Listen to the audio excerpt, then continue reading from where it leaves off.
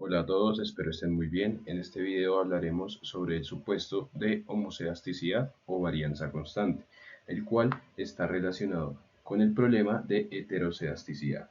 Todo esto en el contexto de ANOVA. Este video hace parte del contenido del curso de Fundamentos de Modelado Estadístico de la Universidad de los Andes.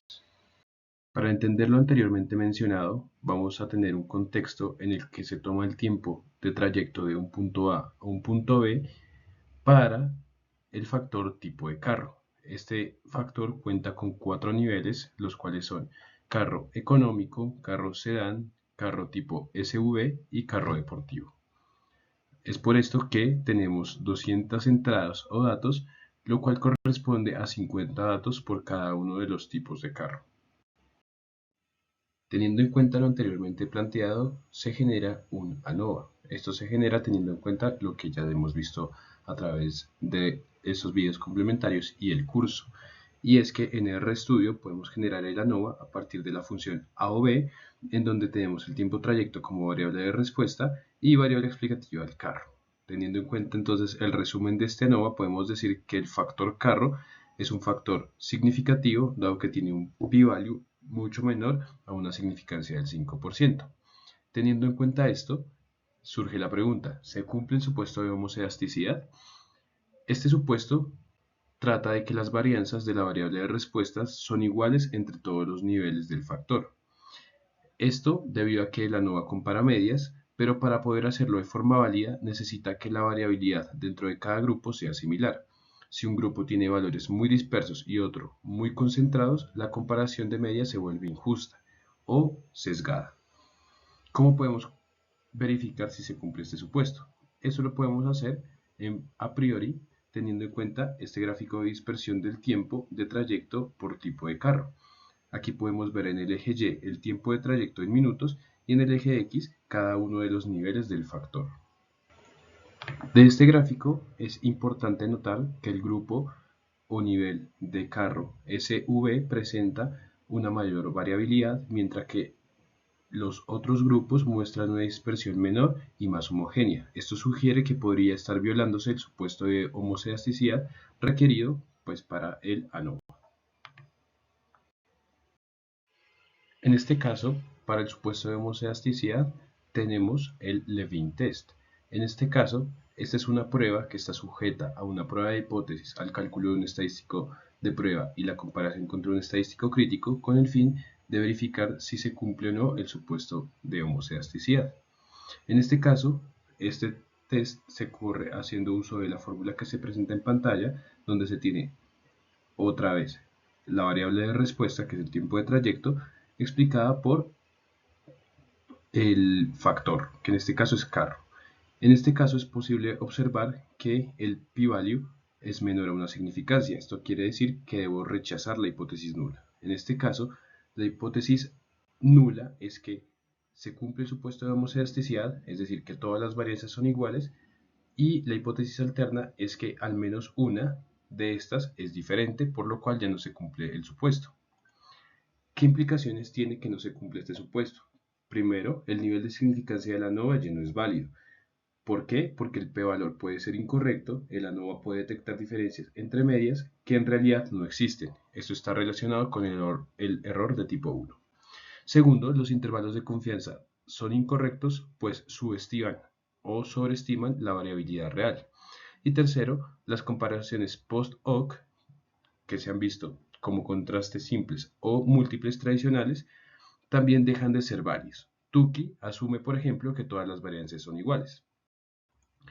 ¿Cómo se construye esta prueba? Esto se construye a partir de la creación de una variable artificial que es igual al valor absoluto de la variable de respuesta menos, en este caso, el promedio. Aquí, como podemos ver en pantallas, también se presenta la hipótesis nula, donde se dice que las varianzas son iguales, y la hipótesis alterna, que es la negación de lo anteriormente mencionado. Teniendo en cuenta esto, se construye una F, estadístico de prueba, donde se tiene el MSA sobre el MSE, pero en este caso ya no se toma la variable de respuesta tal cual, el tiempo de trayecto, sino la variable artificial, que es la corrección de esa variable de respuesta. Y esto se rechaza teniendo en cuenta un estadístico crítico. Teniendo en cuenta esto anterior, vamos a hablar sobre la corrección del problema de heterocedasticidad. Una vez identificamos, como en el caso anterior, de que hay problemas de heterocedasticidad, lo que se necesita realizar es una corrección de esa variable de respuesta. ¿Esta corrección cómo se hace? Esto se hace a través de transformaciones. Por ejemplo, el logaritmo de la variable de respuesta, 1 sobre la variable de respuesta al cuadrado, o raíz de la variable de respuesta. ¿Esto cómo se puede saber, más o menos? Esto se puede saber a partir de un gráfico de media versus varianza. Por ejemplo, en este caso podemos ver que Deportivo, Sedán y Económico tienen una razón media varianza bastante similar, mientras que SV está un poco en un extremo. El gráfico media varianza muestra que los grupos con mayor tiempo promedio, especialmente SV, presentan mayor variabilidad. De hecho, la varianza aumenta con la media, es lo que podemos ver en el gráfico de SV. Para estabilizar las varianzas y cumplir el supuesto de ANOVA, se aplica la transformación logaritmo de y. ¿Por qué se hace el logaritmo? Eso se hace de forma conveniente. Se hace porque esta transformación reduce la escala para los valores grandes y disminuye la influencia de valores extremos. Teniendo en cuenta lo anterior, se genera entonces la corrección del problema de heterocedasticidad. ¿Cómo se hace esto? Primeramente se genera una nueva variable que se va a llamar tiempo o trayecto logaritmo natural, que va a ser igual al logaritmo natural de estos datos, del tiempo de trayecto, de la variable de respuesta.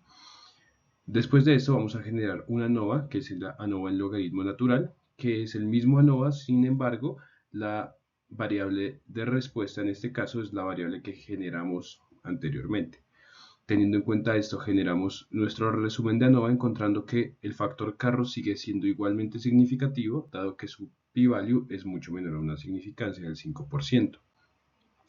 Luego podemos generar el test, teniendo en cuenta que ahora tenemos que usar el tiempo de trayecto en logaritmo natural y el carro, que es nuestro factor que no ha cambiado, y en este caso podemos ver que ya tenemos que el p-value es 0.94. Esto quiere decir que no se rechaza la hipótesis nula, por lo que las varianzas son iguales, es decir, ya se cumple el supuesto de homocedasticidad. De hecho, si se tiene una dispersión del logaritmo natural del tiempo de trayecto por tipo de carro, podemos ver que ya entre todos los niveles ya no hay una dispersión tan marcada, por ejemplo, en SV. Esto también lo podemos volver a verificar si tenemos la gráfica media versus varianza, donde vemos que la media y la varianza de Sedán, Económico, SV y Deportivo están más centradas y mucho más homogéneas entre sí. Es decir, que la transformación logarítmica logra estabilizar las varianzas entre los tipos de carro. Como se vio anteriormente, SV tenía una varianza mucho más grande y después del logaritmo de la transformación que se realizó, todas las categorías quedan con varianzas similares, por lo que se cumple el supuesto de homocedasticidad necesario para aplicar el ANOVA y realizar el análisis post-hoc y tener un ANOVA como sí o en sí robusto. En conclusión, en este video entonces pudimos ver de qué se trataba ese supuesto de homocedasticidad que está sujeto al problema de heterocedasticidad, se vio gráficamente y se pudo diagnosticar mediante una prueba estadística. También se pudo solucionar con el fin de que este supuesto se llegue a cumplir. Muchas gracias.